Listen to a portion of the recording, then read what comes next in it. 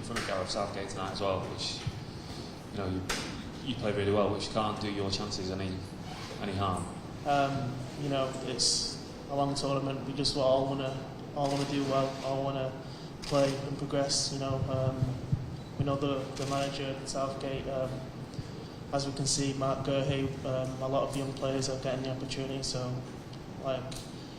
we say, there's no better time to be a young England player. Was that the best performance of your tenure, do you think? I think it was. The result was really important for us. We spoke about before the game with the players performing, making sure that we performed, and I thought we spoke a little bit as well about mentality and having that ability to find a way to win. We watched some of the clips back of the Germany-Israel game, so we knew that it was going to be a tough game. Israel don't score a lot of goals, but they don't concede a lot either. And I'm not for watching games, so I've watched all of their campaign and seen how tough they had it against Ireland as well in the two games that they got through in the playoffs. So in terms of performances, it was a good performance from us, but I still think, and I think Angel had confirmed, there's still a lot more to come from this team. We spoke about it at half-time that they've got levels that they can go to. We understand that it's going to get more difficult as the tournament goes, so we're going to have to be better. I thought we were better tonight in the transition in terms of being more secure around the counter-attack. Obviously I thought we played really well in the first half, but we had one shot and they had two. Maybe could have scored. So a lot of things that we can work on, but I feel like we're in a good position.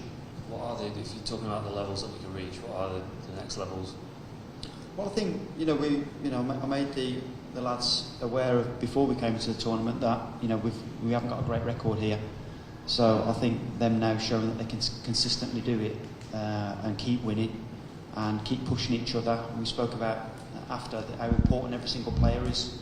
We've got a highly motivated squad of players, and it's important now that they all feel that they're part of it, and they all get game time. And it's good that we've put ourselves in a position now where we can make sure that we're ready for the Germany game and what else comes forward. With the Germany game, is there given you've topped the group now, what are you thinking, sort of selection-wise? Is there part of you that would like to make quite a lot of changes, or do you want to? No, I think it's important that we keep that momentum going. That's a big thing for us.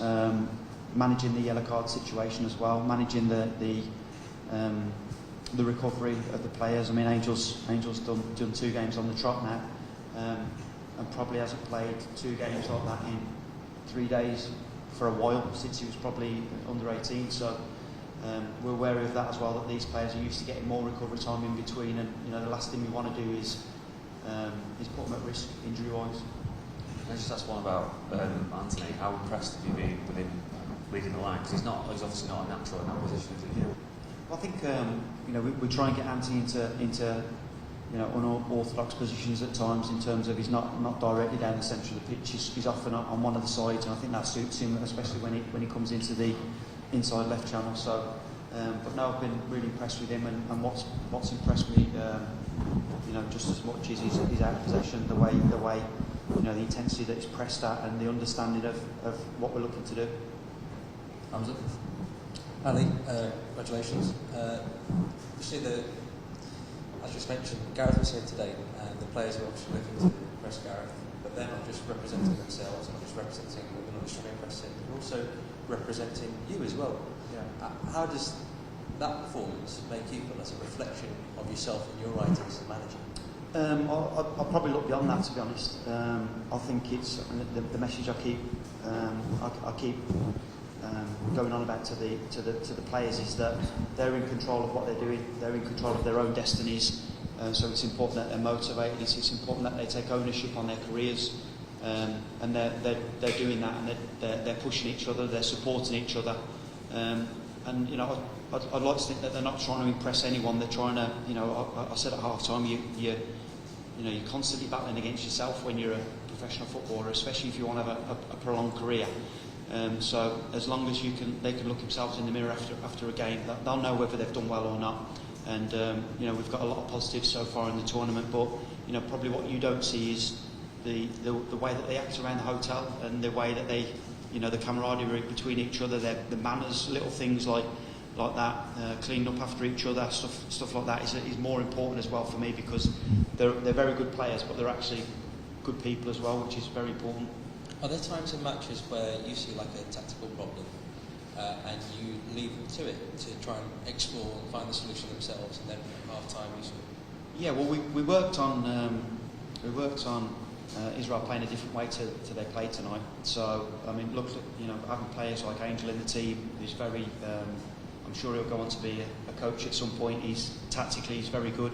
He sees pictures. I think playing in the league, he's playing in as well against some top players with good players around him, has helped his development. But along with Morgan, along with 4 or 5 other players, they see the pictures quickly, and we've spoken about it before. They're playing at a high level, so we have to give them ownership to change the pattern if they see and to find where the space is. And I thought they'd done that really well, especially with the build-up, the way that Angel and Curtis connected with each other and made lots of passes, which is very difficult to play against as a midfielder.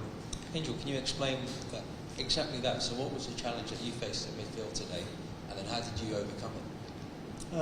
I think at half-time when we came in, we just spoke about nullifying little mistakes that we made, me personally, but the team as a collective, and just trying to keep the intensity, try and keep the ball as much as possible.